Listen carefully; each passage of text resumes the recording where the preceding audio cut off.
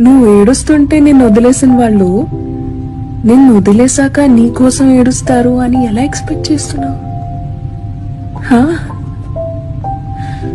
It should not matter to you darling.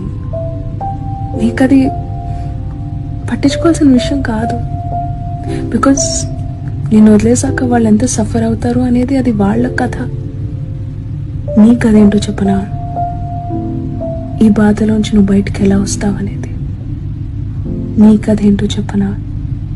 నువ్వు మళ్ళీ సంతోషకరమైన జీవితం ఎలా జీవిస్తావు అనేది. నీ కథ వాళ్ళు ఎంత బాధపడుతున్నారు అనే దాని మీద బేస్ అయి ఉండకూడదు.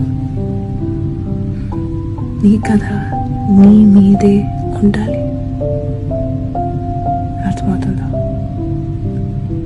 So be selfish. నీ కథ నీ